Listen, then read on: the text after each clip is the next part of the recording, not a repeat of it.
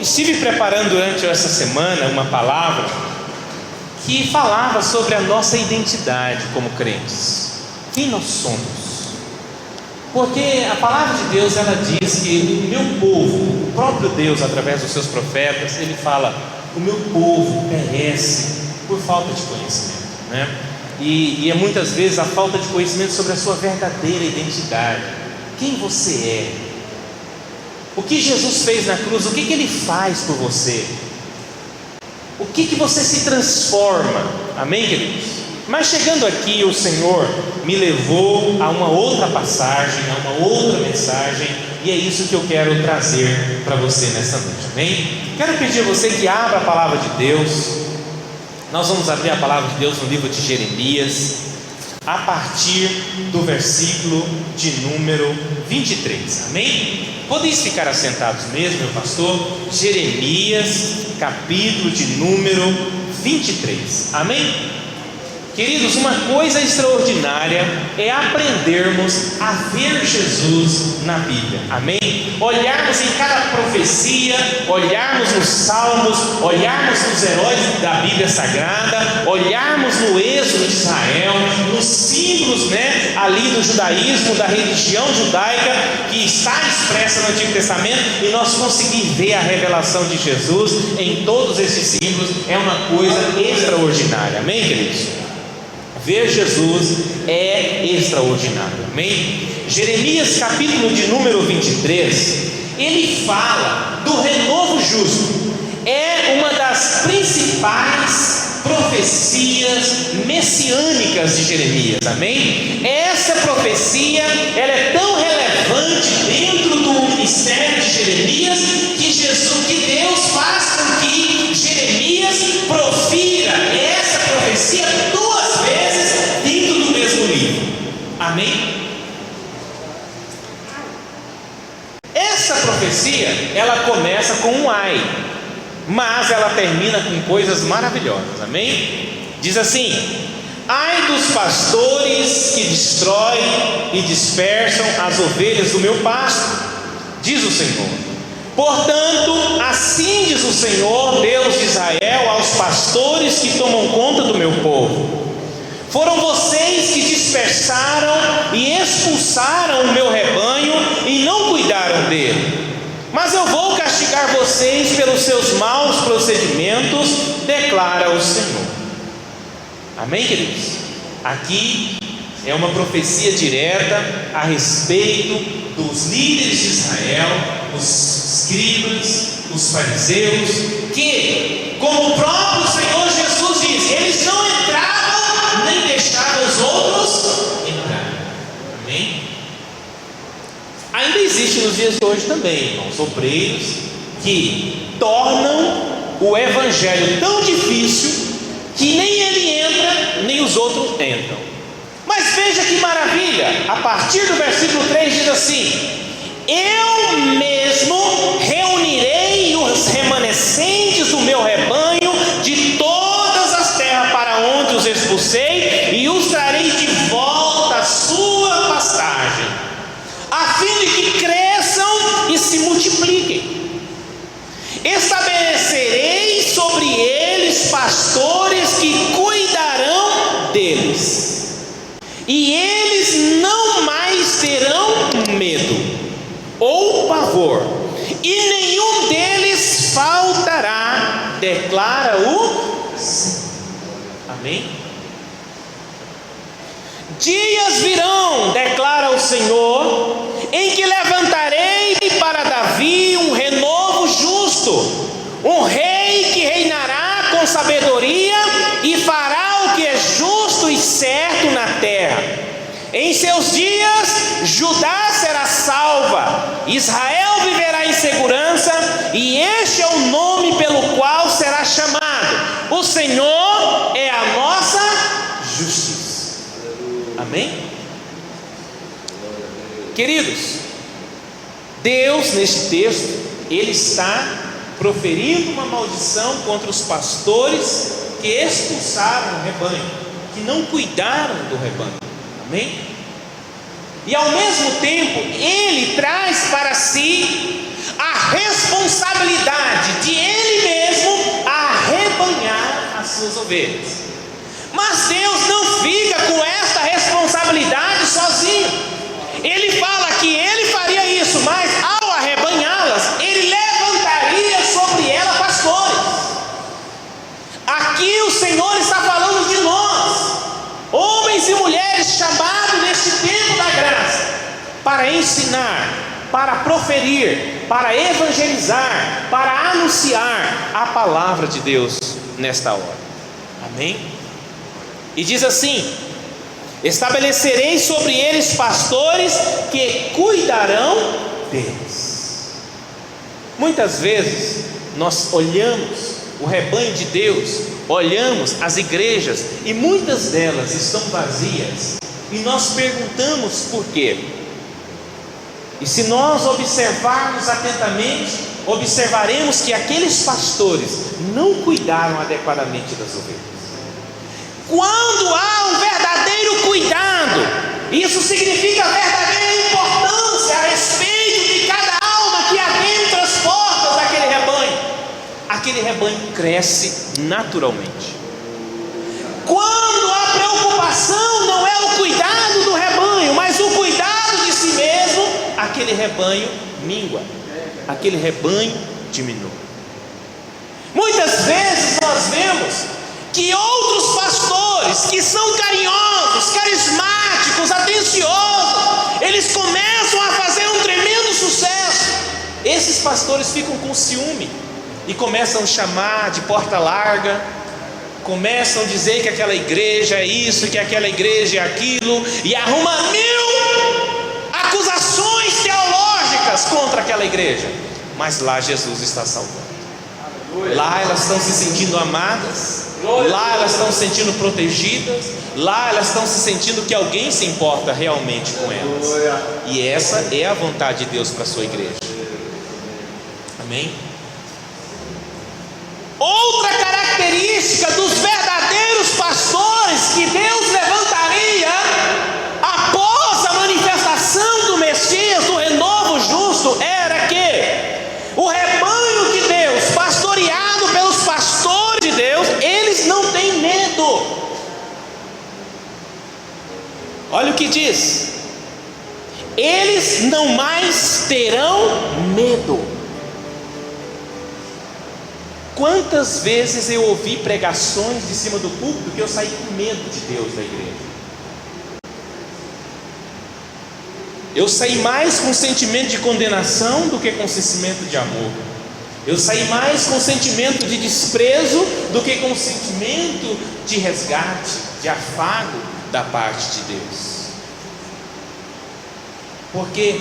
Porque muitas vezes nós estamos numa nova aliança, pregando uma velha aliança que foi tida por Deus, dada por Deus como inadequada. Amém? Outra característica do novo rebanho de Deus para a nossa época, e cada um de nós tem que avaliar se nós estamos na verdadeira igreja, e debaixo de um pastor ungido e escolhido por Deus, é que eu não tenho medo, eu tenho paz, eu tenho segurança, eu tenho confiança quando estou nessa igreja, quando eu ouço a palavra, quando eu ouço a direção do Senhor através daquela comunidade, através dos pastores, através dos obreiros daquela igreja. Outra característica é que não terão pavor também, nem medo e nem pavor, serão paz, terão segurança. Amém? Nenhum deles faltará. Muitas vezes eu já vi pessoas assim: eu não vou no culto para ouvir aquelas mesmas coisas, eu não vou ao culto para ouvir aquelas mesmas histórias, ouvir aqueles mesmos hinos, ouvir aquela mesma ladainha. Já vi pessoas falar desse tipo. A culpa está na pessoa, na ovelha, ou está na maneira como nós, como pastores, estamos conduzindo o rebanho? Nosso irmão trouxe para nós uma revelação importantíssima. Nós, como pastores, temos que estar cheios, plenos de grama verdejante, de água fresca, para para servir ao rebanho que chega sedento e faminto às nossas portas. Mas quantas vezes, queridos irmãos, nós entramos em um culto e fala, canta e saímos como se nada tivesse acontecido e não sentimos um verdadeiro calor na palavra, não sentimos mais nosso coração arder, não sentimos mais lágrimas em nossos olhos, não sentimos mais comoção. Algo está faltando nesta igreja, neste pastor ou neste rebanho. E o que pode resolver, o que pode trazer essa mudança para esta igreja, para este rebanho, para este pastor, é o conhecimento da palavra de Deus. Porque o Senhor Jesus diz: errais, não conhecendo as Escrituras, nem o poder de Deus. Por que os fariseus foram reprovados? Por que os sacerdotes da época de Jesus foram reprovados? Por que o sumo sacerdote Caifás foi reprovado, sendo a maior autoridade religiosa da época? Porque o seu coração se prendeu a aspectos exteriores de uma religião, aspectos exteriores que não transformam mais vida, aspectos exteriores que, embora pareça ter santidade, mas na verdade esconde um coração cheio de rebeldia, esconde um coração cheio de hipocrisia, esconde um coração vazio da presença do Espírito Santo. E nós só seremos verdadeiros pastores, só poderemos ministrar verdadeiro alimento para o rebanho se aqui dentro ferver a palavra de Deus, se aqui dentro arder o amor por Jesus, se aqui dentro arder o desejo de salvação, se aqui dentro verdadeiramente compreendermos a grandeza do amor de Deus. É necessário que isso aconteça em nós. É necessário que, ao falarmos da glória de Jesus, ao falarmos do sofrimento de Jesus, ao falarmos da graça de Jesus, ao falarmos do amor de Jesus, lágrimas venham aos olhos. É preciso, porque quando há verdadeiro fervor, as nossas emoções, elas não aguentam. Não, muitas vezes alguns fazem isso emocionalismo, mas é justamente este emocionalismo espiritual que está faltando nos corações de Jesus. Entramos e saímos das nossas igrejas. Por quê? Porque estamos recebendo um alimento que não é mais o alimento saboroso que Jesus conquistou na cruz do Calvário. Muitas vezes estão nos servindo a nós um alimento lá da antiga aliança, um alimento que se baseia na sua justiça própria, um alimento que se baseia no seu esforço, um alimento que se baseia no seu sacrifício, um alimento que se baseia no seu dízimo, um alimento que se baseia na sua oferta, um alimento que se baseia na sua frequência ao culto, um alimento que se baseia em algo que você vai fazer para Deus. Mas este alimento foi substituído e já a validade dele venceu. E Jesus trouxe um novo alimento. Qual é o alimento que nós temos que alimentar a igreja nos últimos dias? Está aqui nesse capítulo. Jeová Tsidkenu. O Senhor é a nossa justiça. Este é o alimento que nós precisamos alimentar nossas igrejas e nossas almas.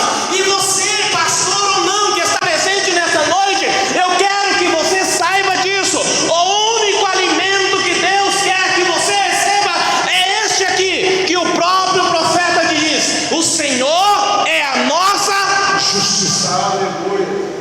Glória a Deus. Amém?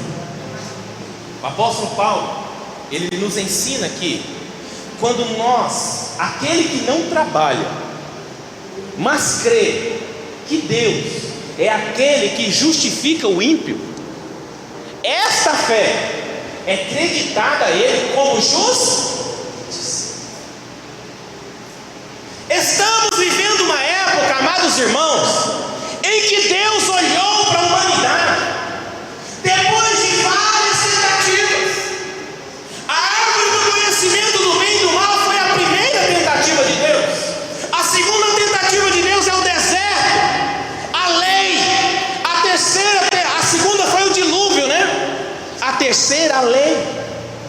E hoje nós estamos no tempo da graça de Deus.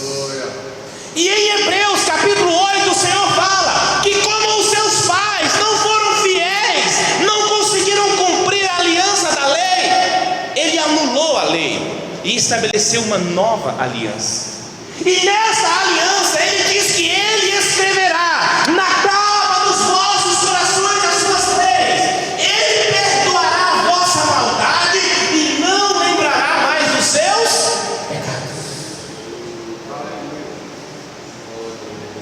Jesus, na cruz do Calvário, substituiu a sua impiedade.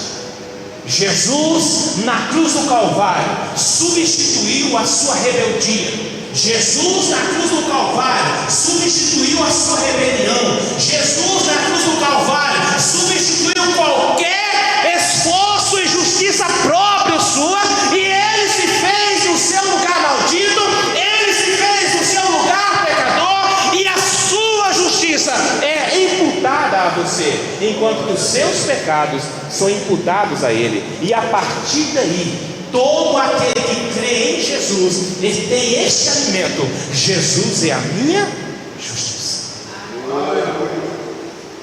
Isaías chega a dizer: olha, para todo aquele que querer se justificar, todo aquele que querer viver uma vida onde o seu sacrifício, o seu esforço, ou a sua fé, ou o seu tempo de oração, seu tempo de jejum, seu tempo de leitura bíblica sirva para justificar alguma coisa diante de Deus, Isaías diz: nossos atos de justiça são como trapos de imundícias diante da santidade de Deus.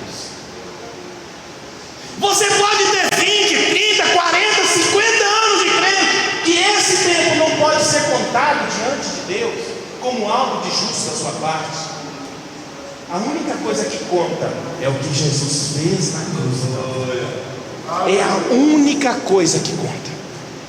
A Bíblia diz que toda honra, toda glória é para Jesus.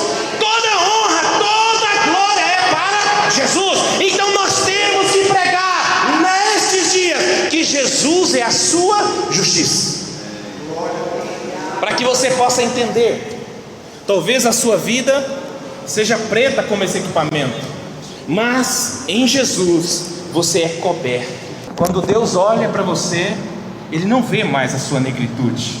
Quando Deus olha para o crente que creu em Jesus, Ele olha e vê a sua santidade, a santidade de Jesus. Quando Ele olha para as suas falhas, quando Ele olha para as suas fraquezas, Ele não consegue vê-las, porque você está coberto, você está guardado, você está revestido de uma justiça que não é sua, é a justiça de Deus em Cristo Jesus. Mas pastor, como é que eu posso ser justo ou santo sem eu praticar a justiça ou a santidade? Queridos, como é que Jesus se tornou pecador se Ele nunca pecou? Ele nunca pecou. E Ele foi considerado, foi imputado o pecado a Ele. Então Ele foi considerado pecador por causa do meu e do seu pecado. E por causa desse ato, não pela nossa obediência de nós, mas pela obediência de Cristo, nós somos feitos justiça de Deus. Assim como sem obra Jesus foi tornado pecador, sem justiça própria nós somos tornados justos por causa da justiça de Deus revelada por Jeremias. Senhor, justiça nossa. Amém? Para você entender melhor isso, nós precisamos voltar à revelação do Senhor lá no deserto, para que você possa compreender a profundidade dessa verdade. Essa verdade é tão séria, mas ela soa tão mal aos olhos da nossa carne, que nós não gostamos. Irmãos, por que o Evangelho se chama Boa Nova? Por que é tão maravilhoso nos pés daqueles que anunciam boas novas? Por que o apóstolo Paulo fala que aquilo que nunca o olho viu, que o ouvido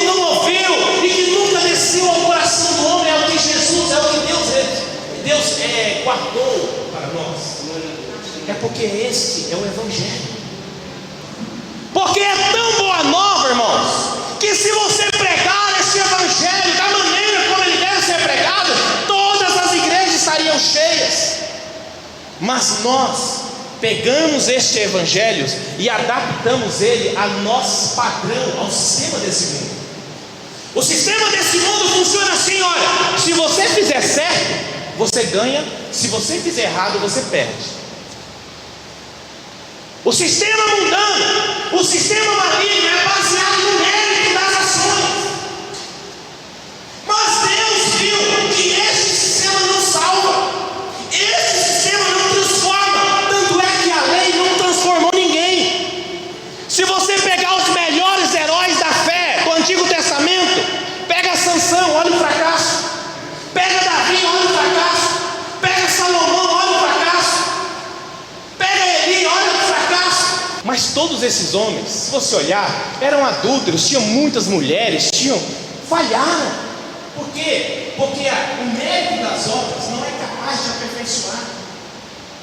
O sangue de bodas, o sangue de vaca, o sangue de cordeiro não foi capaz de criar o verdadeiro aperfeiçoamento da consciência, por causa da lei que estava enferma, porque ela era baseada na obra. Tanto é que o Senhor fala assim: se você cumprir todos esses mandamentos, eu te abençoarei no campo, na fazenda, na cidade, na sua maçadeira. Ela tinha um mérito, a lei tinha um mérito. Mas o povo de Israel falhou, e Deus falou assim: eu vou mudar essa história, então eu vou estabelecer uma nova aliança. Mas vai ser uma aliança em que não há mérito humano. O único mérito será meu. O único mérito será de Deus. Só que quando nós pegamos a nova aliança diante do sistema mundano de hoje, ela não agrada a nossa carne, ela não agrada a nossa justiça própria. Como um pecador bandido lá na cruz do Calvário, só porque olhou para Jesus, Jesus falou para ele assim: hoje mesmo estarás comigo no paraíso. Não faz sentido. Como é que acontece um negócio desse? Porque não é mais mérito meu, não é mais mérito seu. O mérito é daquele que é a justiça nossa, Jesus. Ele é a nossa justiça. Nós estamos vestidos de Jesus, que é a nossa justiça. Não há mais mérito nosso. A graça veio manifestar essa verdade. Para que você possa ter uma ideia,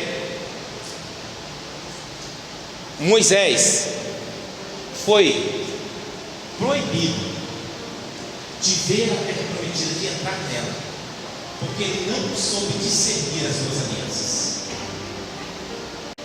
Ele não soube discernir os tempos de Deus. Ele não soube entender o que Deus quis dizer. E ele, nenhuma aliança, ele usou o método da antiga aliança. E Deus falou assim: olha, por causa disso você está inapto a guiar o povo pela terra, porque você não discerniu. Você não creu em mim. Você não creu em mim para me mostrar santo diante deste povo. Queridos, veja só.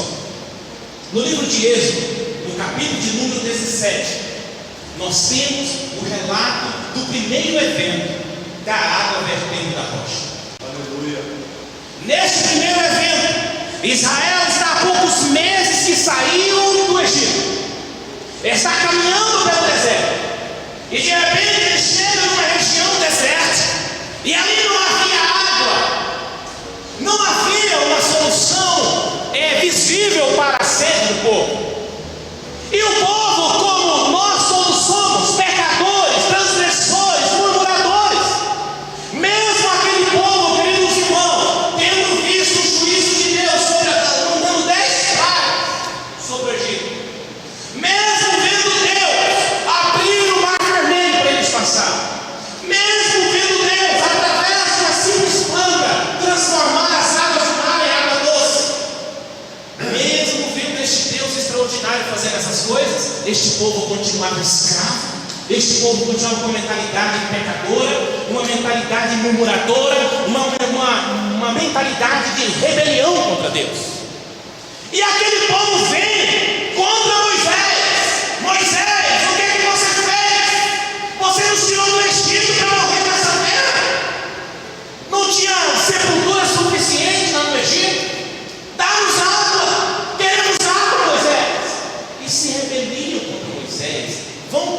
ira. Irmãos, eu penso no Moisés diante de uma multidão irada, é um negócio terrível de ver. Moisés vai e fala: Deus, o que eu faço? E Deus fala: Moisés, faz o seguinte, pega a tua vara, a vara que você feriu no Egito, aquela vara que você feriu no Nilo e transformou água em sangue. Pega aquela vara, vai até aquela rocha e fere a rocha, e ao feri-la, um rio de água brotará dela, e você dará água para eles todos e para os animais. E nós estamos falando de água suficiente para alimentar cerca de 3 milhões de pessoas. Era um rio, não era uma gotinha, era um rio. Mas qual a vara que Deus mandou? Deus mandou que ele pegasse a vara de juízo, a vara de castigo, a vara que Moisés feriu as águas do Nilo. Amém, queridos? Moisés vai, chega na rocha e fere a rocha. Quem é que precisava ser ferido, irmãos? Era o povo. Quem é que precisava ser castigado? Era o povo. Porque Deus tinha feito tantas coisas. Mas Deus falou: Moisés, não fere o povo, não fere a minha rocha. Romanos fala que o povo de Israel comeu do mesmo pão e bebeu da mesma água espiritual que vertia da rocha, né, que o seguia. E essa rocha era Cristo. A rocha era Cristo. O próprio apóstolo Paulo fala que aquela rocha era Cristo. O que é que Deus está revelando para Moisés? Deus está revelando algo que ele não compreendia, porque Hebreus capítulo de número 11 nos explica isso, que todos aqueles heróis da fé, chega lá no final do capítulo e eles almejaram, mas eles não alcançaram, eles nem sequer entenderam claramente o que estavam fazendo. Mas Moisés fez do jeito que Deus mandou. Ou seja, o que Deus está falando ali? Vocês merecem morrer nesse deserto.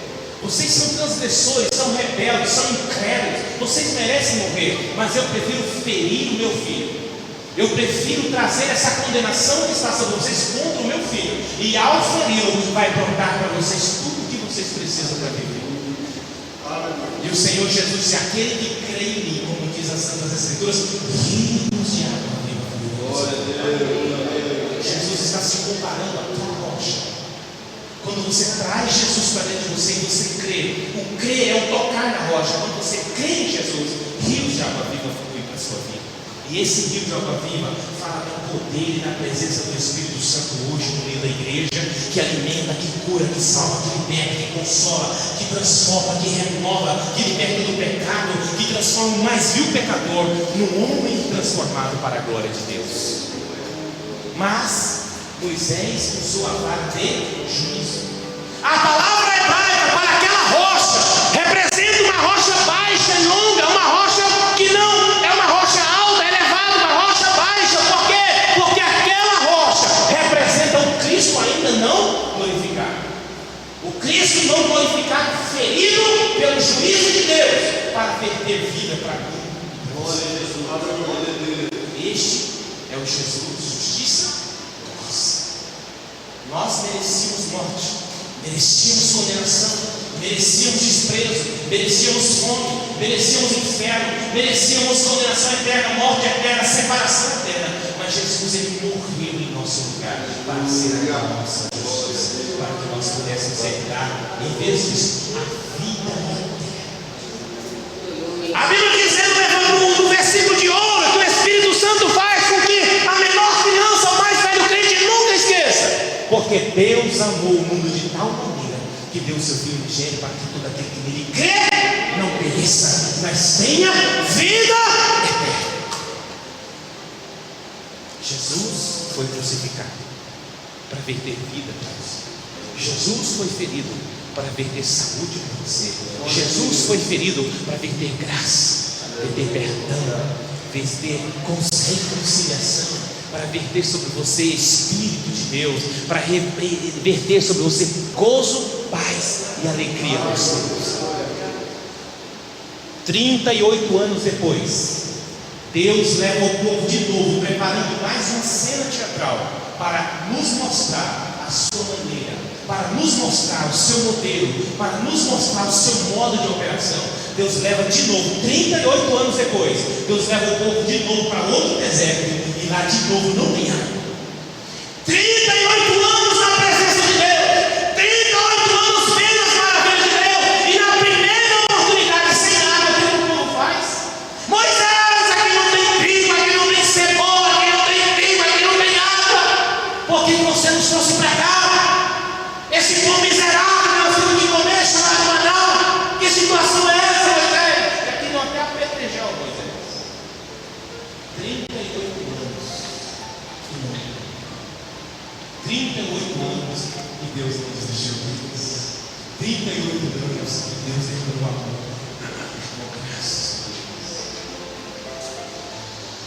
Moisés vai até o Senhor e chega diante de Deus. Deus, o que eu faço? Aí Deus falou assim: Moisés, pega a vara, mas não é a tua vara não. Não quero que você pegue a vara dele. Não é a vara que você feriu, eu quero que você pegue, Moisés, a vara que está diante do Senhor, a vara de amendoeira, aquela que floresceu, a vara do sumo sacerdote. Pega aquela vara, Moisés, do sumo sacerdote, vai até a rocha. Só que a rocha, a palavra rocha em hebraico ali, é uma outra palavra, é aquela palavra selar. A primeira é uma palavra que chama tsu, né? A segunda é a palavra selar. Essa selar está falando de uma rocha que é um elevado montanhoso, uma rocha de grande altura, porque agora ela está apontando para um Jesus glorificado. Aleluia. Antes era lei, agora ele está falando da graça. Ele está falando de um Jesus, não um Jesus humano, um Jesus na terra, não um Jesus que não fora morto e ressuscitado, mas agora ele está apontando para um Jesus glorificado. E Moisés recebe a seguinte orientação: vai até lá, chega para a rocha e fala com a rocha. Não bate, fala com a rocha. Números capítulo 20, fala com a rocha. Moisés deveria então, acompanhado do sumo sacerdote. Quem é o nosso sumo sacerdote? Segundo a ordem de Melquisedeque? Jesus. O sacerdote representa a graça, representa aquele que oferecia o sacrifício pelo pecado do povo, representa aquele que era o mediador da aliança. Jesus em forma de sacerdote, Jesus em forma de rocha, os dois estão presentes. Moisés deveria usar a vara da misericórdia. Moisés deveria usar a vara da graça e chegar na autoridade do sumo sacerdote e falar: brote água. Mas Moisés, irmãos, ele não discerniu a vontade de Deus.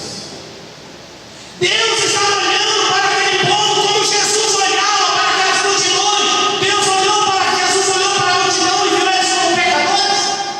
Foi assim que Deus os viu? Jesus os viu assim: ovelhas sem. Deus olhava para aquele povo no deserto não como pecadores, rebeldes. Ele queria mostrar amor, ele queria mostrar graça para aquele povo, ele queria convencer aquele povo da grandeza do amor de Deus, falando assim: olha, vocês são rebeldes, vocês são falhos, vocês são transgressores, vocês cometem todo tipo de erro, até os seus melhores atos são imundos. Irmãos, isso é tão real. Quantas vezes a gente vem aqui cantar para se aparecer? Parece que estamos adorando, mas na verdade estamos nos adorando. Parece que estamos pregando, mas estamos nos exaltando.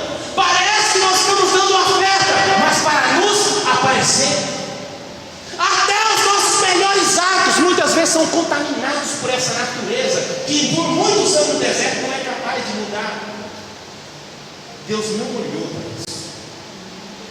Deus falou assim: olha, eu quero mostrar uma graça tão grande. Eles são pecadores, são transgressores, mas mesmo assim eles vão ver que ele tem um Deus tão amoroso que é só de falar da rocha vai verter um rio de água para ele. Olha que bênção, irmão. Pensa num pecador, bandido, chegar diante de Jesus: Jesus me salva. Jesus manda salvação dele. Diante do olho da justiça humana, da justiça própria, você tem que morrer.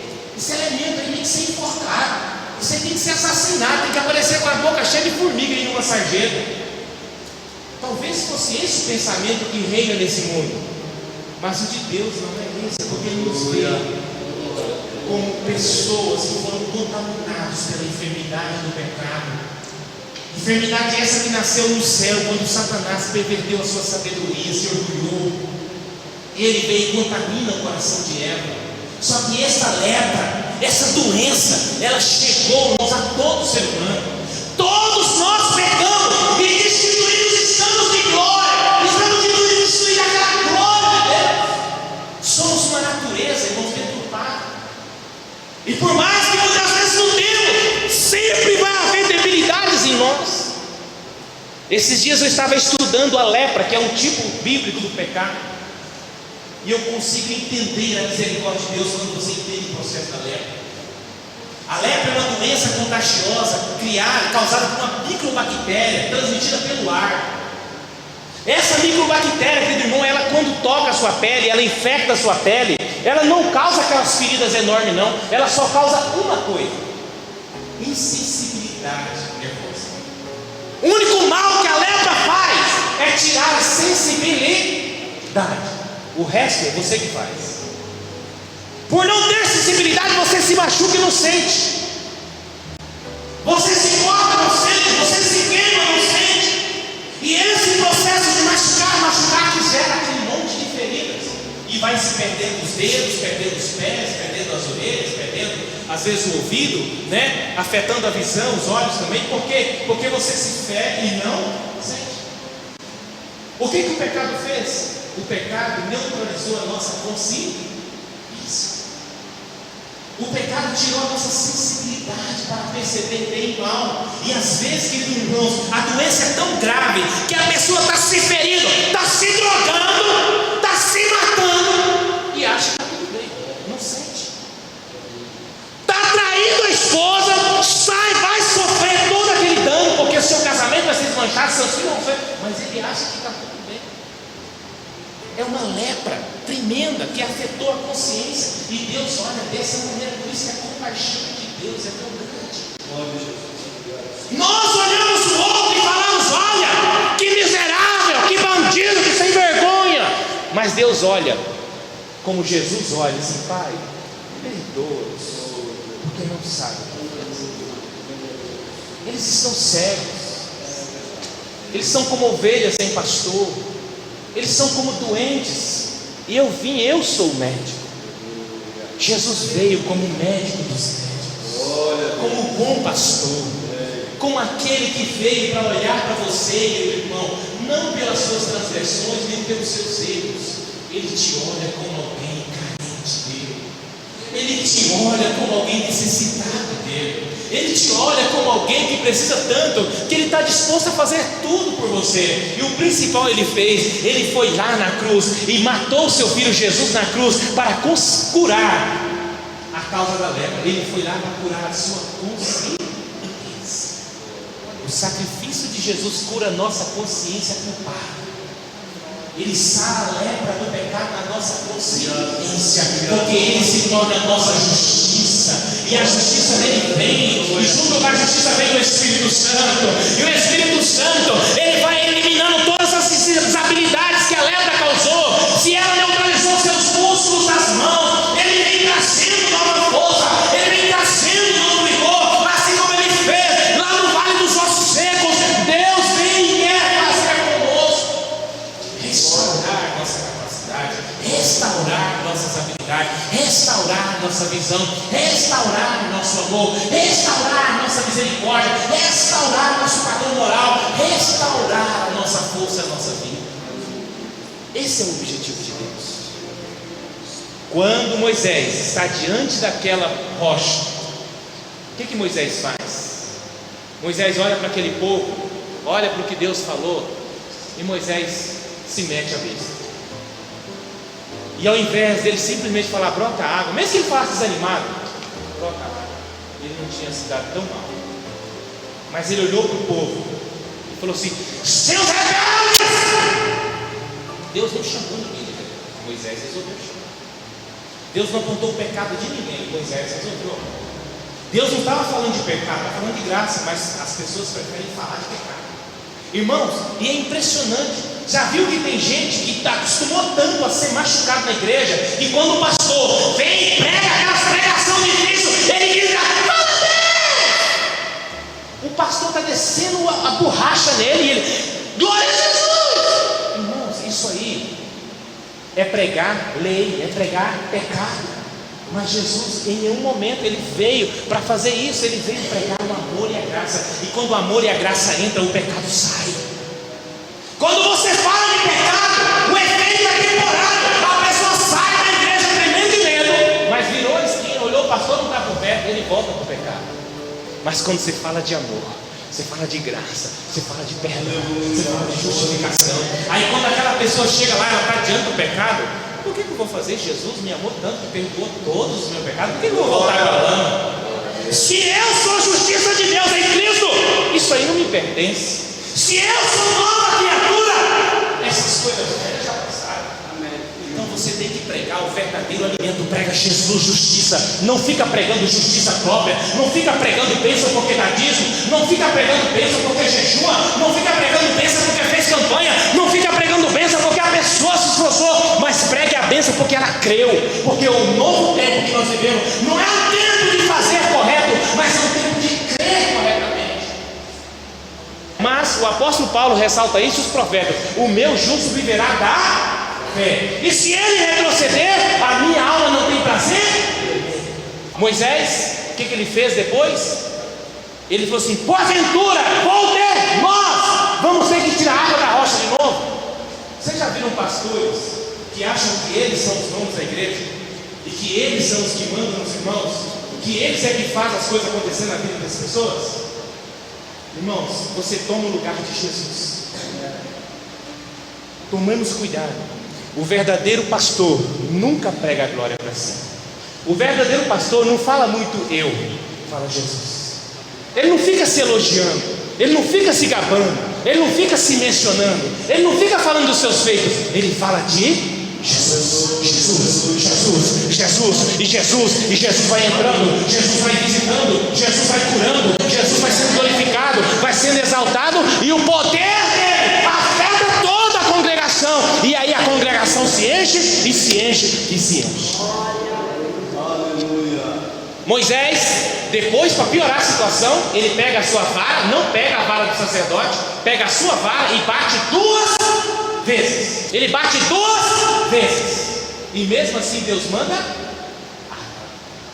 Isso é só para te avisar, para te alertar, que às vezes você está numa igreja, Deus está operando, mas não significa que aquela igreja está correta. Não significa que aquela igreja está pregando verdadeiramente da maneira que Deus quer. Deus opera muitas vezes pela misericórdia dele.